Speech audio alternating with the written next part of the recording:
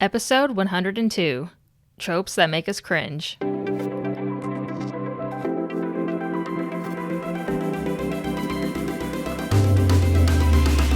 Welcome to the Visionary Variety Podcast, where we cover cool stuff like photo, video, film, books, and technology. So switch on your brain and enjoy the show. Hey, welcome. I'm one of your hosts, Nate Gunn, and on today's episode, we have guest host Angela Brock. On this episode, we will be talking about the things that make us cringe in the movie world. We have a few pet peeves that we can't seem to let go of. So, on with the show. So, we're trying out something a little different. Daniel is off, so the kids are now playing. We are trying something different. And if you, for those that like the YouTube and like to view and know what we look like, you can jump over to our YouTube at the Visionary Variety Podcast and watch the live video that we did. Get to see us in all our glory. Yeah. It's amazing. Those poor people. For those that are listening with audio right now, you're missing out. Stare us in the face. You're missing out. So stupid. Hey, so how was your New Year? Like I said, it's been your first time back in 2020. How was your holidays? How was your New Year? Are you trying to? Pretty good. Pretty chill. Just hanging out with family for the most part. So far this year's kind of started off differently for me because some people may know, if you've listened to the podcast for a while, that I like to draw. I've done shows and conventions, done commissions for people. I recently did a commission for somebody that was a colored portrait, which I don't normally do. I usually just work strictly in black and white pencils, and that's it. Yeah. It's been years since I've done anything with like colored pencil and stuff. Yeah. I've done portraits maybe like 6 years ago in color, and it's been that long. So yeah, I got to stretch my art muscles with some markers and colored pencils for a change, and it turned out okay. Yeah. So I'm pretty pleased with that. I drew the Winter Soldier, and I love my Marvel stuff, so that was fun to do. Fun. Yeah, I can't believe we're already in 2020. It's kind of one of those futuristic things that are like in 2020 in the future, and now we're here. It's like, it's the same. It's funny looking back on like all the old 80s movies, games, where it's like 2020 something, and it's like dystopian future, and it looks so futuristic, and now we're living it, and it's nothing like that. So it's pretty Not funny. At all. No. I was expecting flying cars that were street legal and for any customer, whatever, however you say it. Yeah. But yeah, no, you have to have a small fortune to be able to have that kind of stuff. Yeah, if it exists, you gotta be like a billionaire. Even, it's gonna take like 50 years to be in the common people's hands, I bet. Yeah, I think I'm more disappointed that there's not normal commute to space. Normal commute. Or the outer rim. Ooh. Like in Star Wars, how everything's out on the outer rim. Yeah. What would you do if you were able to go to space normally? Just like I guess the outer rim for Earth would be like 8 minutes up in the air, which is out of our solar system. So it would be in this actual space. That'd be kind of cool. I guess so. 8 minutes, yeah. I just pulled that out of my nerd book because I was reading some NASA stuff that takes you about 8 minutes with the right equipment to get out of our gravity pool. Oh, okay.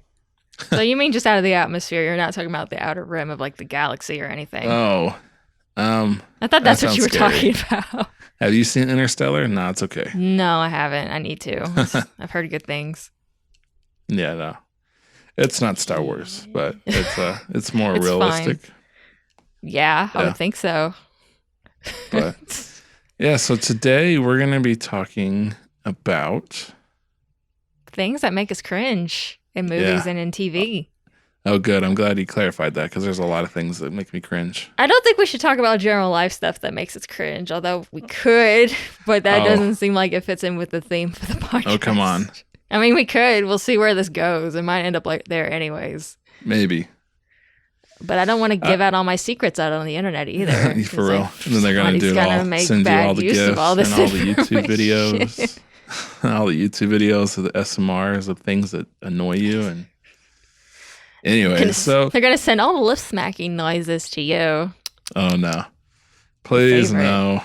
No. They're all going to be sent to you in a playlist. We were joking about 2020. And, I guess that would mark us in the 21st century. We've been in the 21st century since the year 2000. Yeah, I know. Oh my gosh. Anyway, but we were talking about things that we wish, but one of the biggest things that has recently been making me cringe, and I think it really started, I guess, after I saw Venom, the first one, 2019, the bad CGI graphics. We're in 2019 at that time. Yeah. And then it makes you go back and wonder, well, what else is cringy that I didn't realize? And so I would go back and I'm like, oh, this is bad too. And I was like, oh my gosh. It makes me sad how pretty much even any modern movie with CGI in it will make me cringe at least once.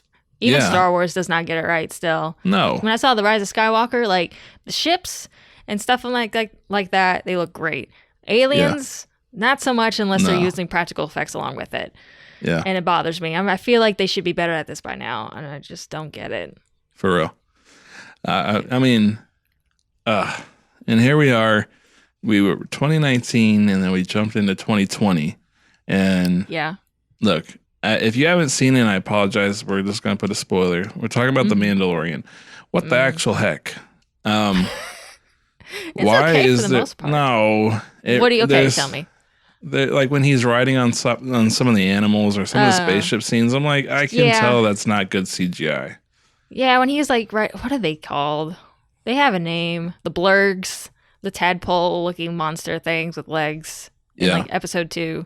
Yeah, they're not that great. I mean, they're like on par for like movie creatures, so that's not bad for them. But I mean, just in CGI, they don't look great. I don't know. They took it a step where they kind of like the Clone Wars almost, not the like 1, 2, and 3 Star Wars where they would be human. No. So when you're talking about bad CGI, are you talking about the prequels, or are you talking about like the original trilogy going even further back? I guess prequels. Yeah. Oh yeah, it would be prequels, but they don't look good. I guess we've been cringing for that long. Now that you think about it. Yeah.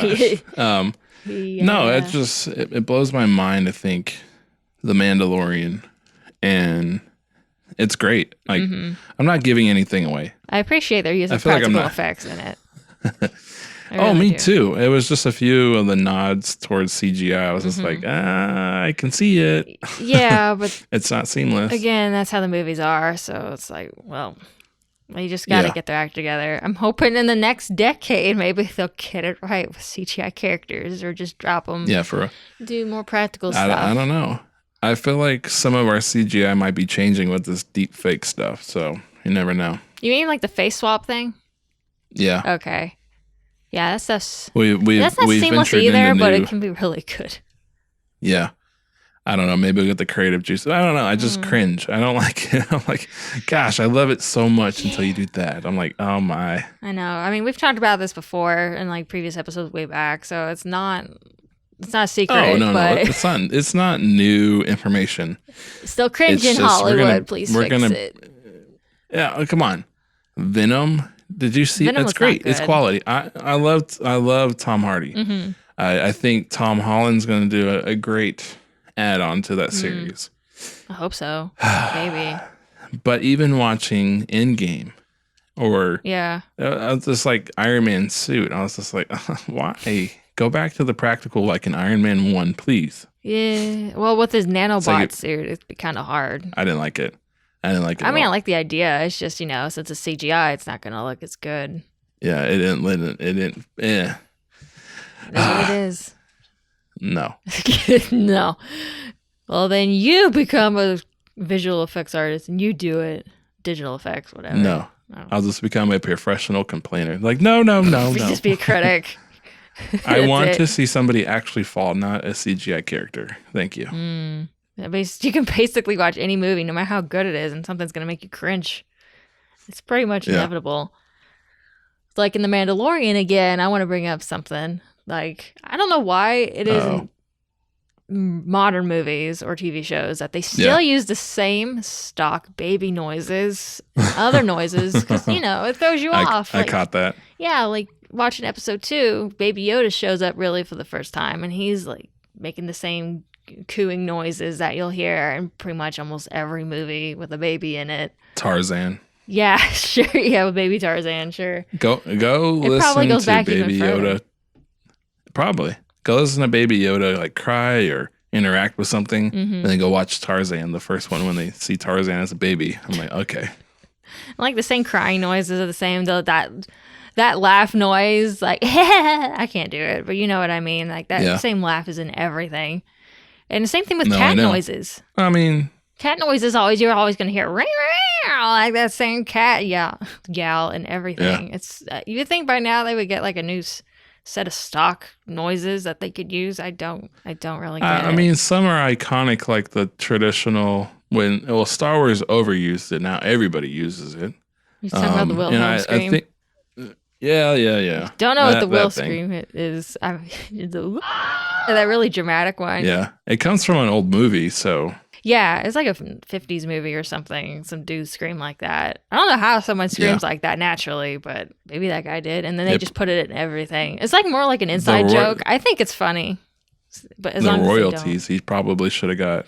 Yeah, I doubt he's getting any royalties. That guy's probably You're gonna use not my scream in a video. I need like $10,000 to $100,000. Yeah, thank you. I don't know. It's kind of like a Hollywood in joke at this point. But if they're gonna use it multiple times in a movie, then that's Wilhelm scream. Yeah, I'm sure. I think there's a YouTube compilation or multiple where it's just that scream over and over again in different movies.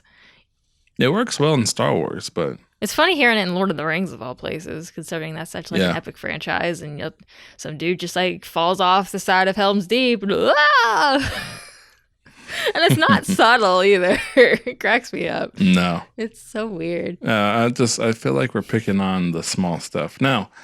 For many episodes, I have said, "Why are you hating?" Please don't. Why? Okay, for those that don't know what I'm talking about, Angela does not like Hayden Christensen. Now, if you find him to be a heartthrob, yes, you can send her hate mail at the address of. I'm just joking. No. Oh, I can tell you her phone number at. I'm just joking. No, don't you dare. It's just, I don't hate him as a person. I can't even say I hate him as an actor in general because I haven't seen him in anything else after Star Wars. But he makes me cringe so hard in the prequels. You say that, and then he went to Celebration and charged an arm and a leg, and you're like, this is why I cringe. Kinda. I did hear that he had the most expensive autograph at Celebration in 2019 by far. And I'm like, how? What? Why? Over like the modern actors, over the old school actors that were there? I don't understand. Maybe because he hardly ever does appearances like this. I don't know. I mean, maybe beats me. I don't know. Don't underestimate his power. Oh, please stop. I have spoken. This is the way. Okay. No more catchphrases for you. Star Wars needs to stop making catchphrases. So it's fun. I know, but I'm sorry. He'll make me cringe every time I watch those movies because his acting is just flatter than a pancake. It's just because he has the higher ground. Okay, I'll stop. It's funny. This is torture. Am I here just for this torture purpose? You planned this. I know you did. Yeah. Isn't that cool? Well, is there like a performance or an actor in general that makes you cringe? Actually, not a person, but I hate overacting when not needed and underacting when needed. And it happens a lot. It depends. Like where there's a very iconic moment and it's just like, yeah, we'll get there. And it's like, they really, really need to, like, this is their moment to act. And it's just like Anakin and how I hate sand. Yeah. It's everywhere. I can't. Anyway. And then in like really calm moments, and it varies. It really depends. I don't go looking for each movie for like this. This is not something I go sit and like, oh yeah, this is overacting, underacting. But yeah, there's countless movies. There's countless movies that I've seen. I'm just like, I felt a little forced. Yeah, I mean, there's some movies where it's funny to like be hammy and stuff. Like a lot of good B movies are like that, to where it's so bad it's good. Yeah, but there's just some moments where it's just bad and it doesn't cross that line back into funny. It doesn't fit.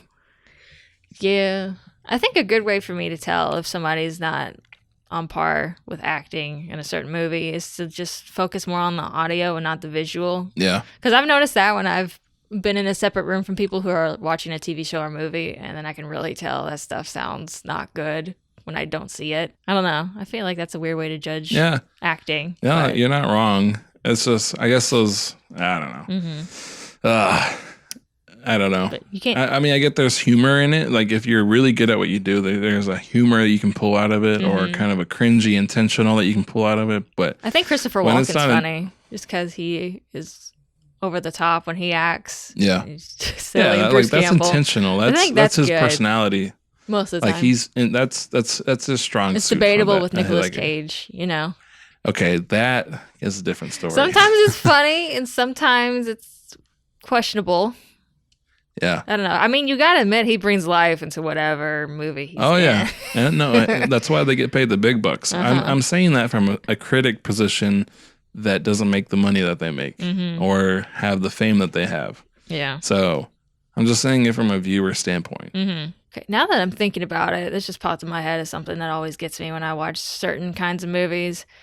Have you ever noticed, like in action movies in particular, where there's like a lot of extras, red shirts or whatever, and they all die except for the main cast. They always stay alive somehow. The movies that bring this to mind for me in particular is like the first 3 Pirates of the Caribbean movies, particularly 2 and 3, where they have, you know, there's Jack and Will Turner and Elizabeth or whatever, and they have like maybe 5 crew members that are like main characters. They have names, they get good dialogue and all that, but there's always a crew of extras, and anytime there's like any major battle, they all die. Every extra practically, and all the other main cast is alive somehow every time.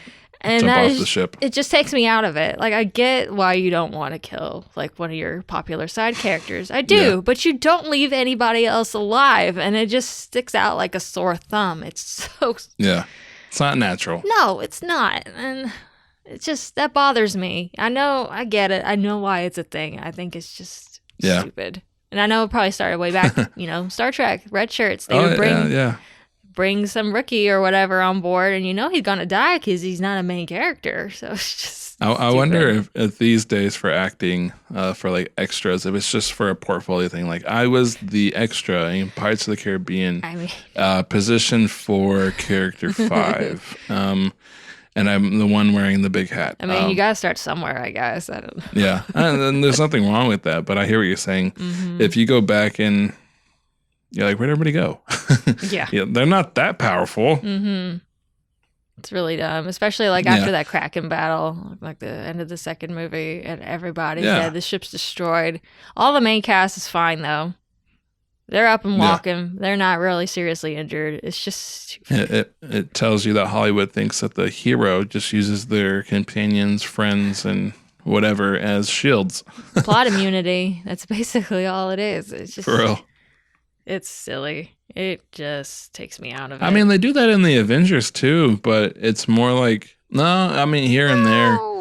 Like in the first Avenger, in the first Avenger with Captain America, he had like a crew, and then he had like nobody. I was like, where'd everybody go? Did they all die? Yeah, maybe they had different. Did they die? I don't know. Maybe they had different orders. Like there's a lot of movies that do that with extras, where I find that I'm watching a lot of the extras and then they're gone, like you're saying.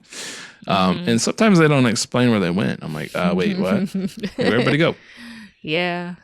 I do love... They're like, nah, forget this. I do love Galaxy Quest's deconstruction of that trope, where you had Guy in it. Remember?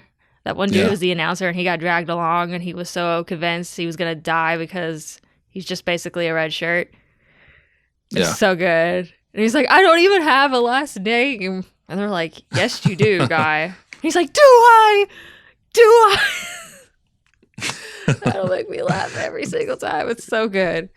Galaxy Quest is such a great movie. It deconstructs so much stuff like that. It is, and I think it. They should make a number 2.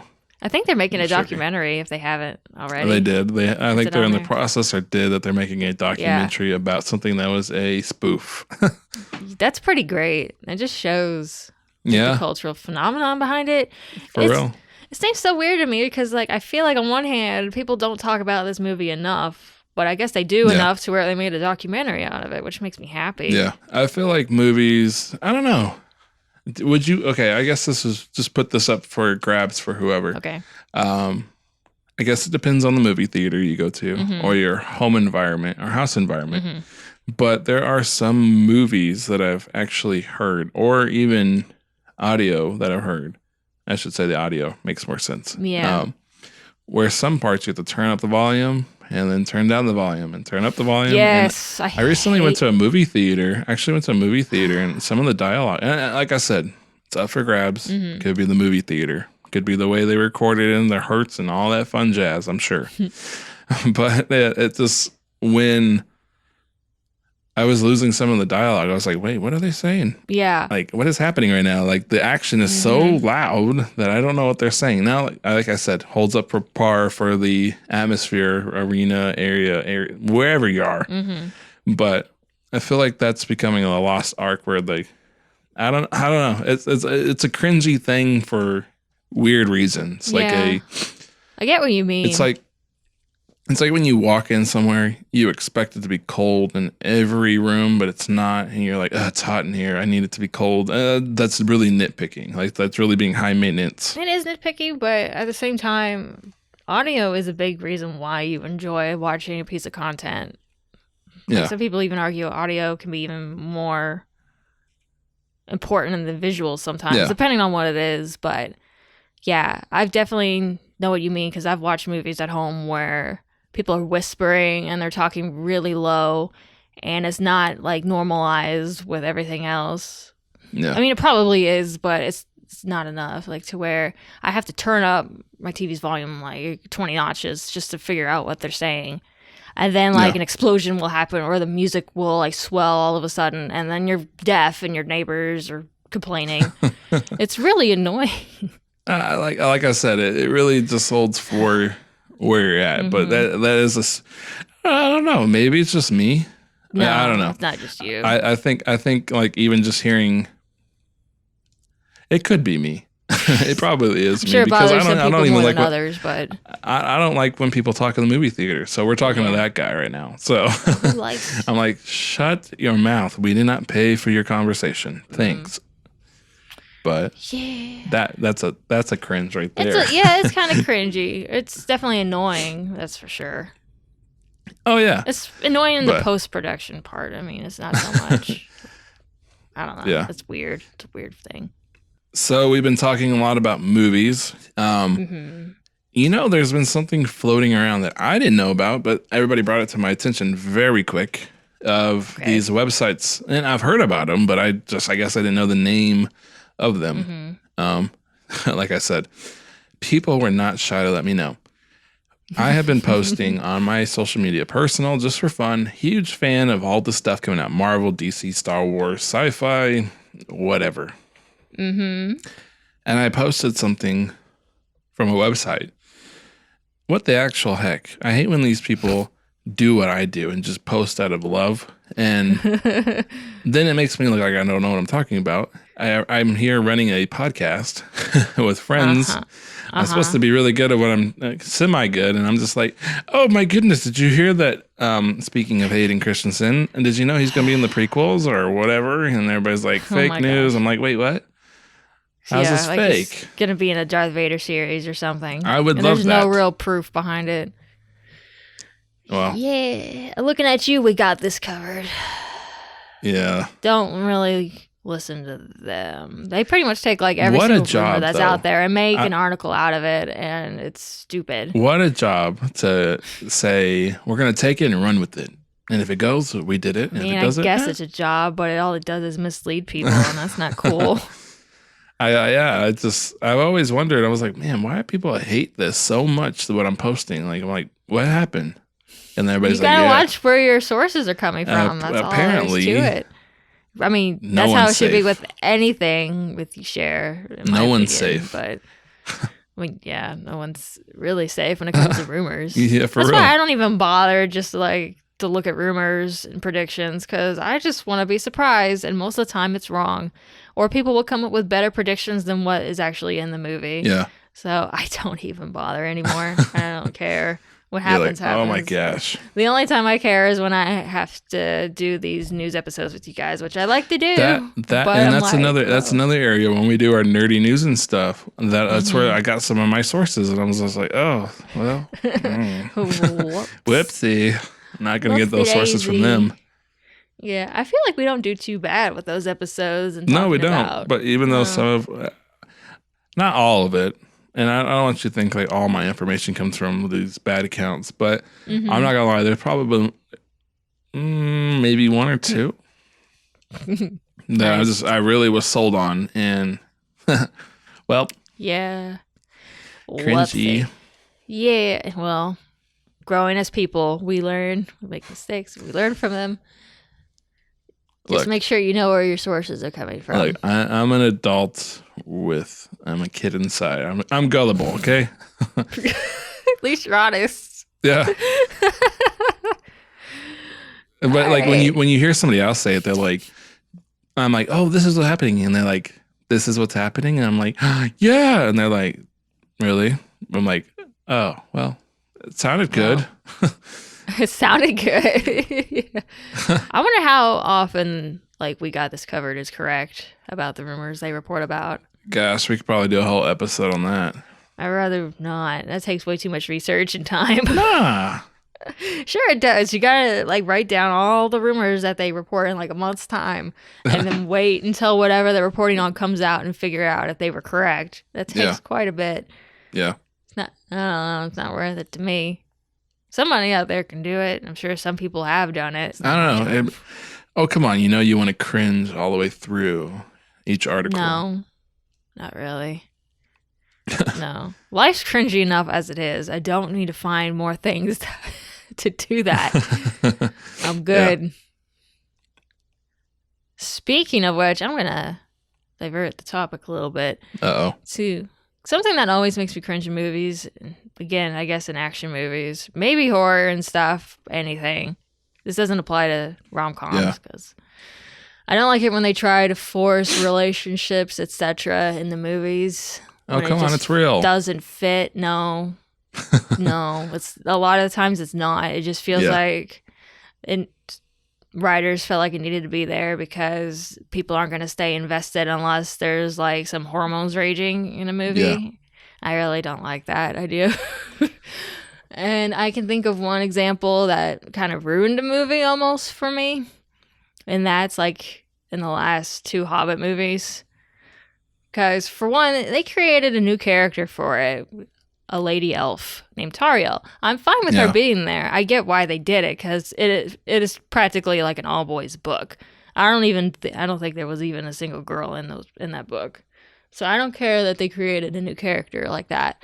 Yeah. What I do care is that they try to create a romance, actually a love triangle between her and Legolas and Keely, one of the dwarves. Oh, come on. And she went for the dwarf, and it just felt really weird. Yeah. It kind of ruined all that for me, like her character. I'm like, this is what you do with her? You could have made her cool. I don't know, cooler. So just stuff like that just ruins movies. Like, for me, it does not need to be there, in my opinion. It would have been a good movie without it. But they just felt like there had to be a romance plot in these movies. And I disagree. Yeah. I mean, I can agree where you're pulling stuff from something that shouldn't and lacking on stuff you should, which sounds like a fortune cookie. Sure. So you're not a fan of Hallmark movies, are you? I don't watch any of those because they all have the same plot. Oh. From what I heard. You're not wrong, but big city girl moves to a small town and has to adjust, and she finds some guy who's able to help her adjust, and she finds love in ways she wasn't expecting. But it's real. I'm just joking. Really?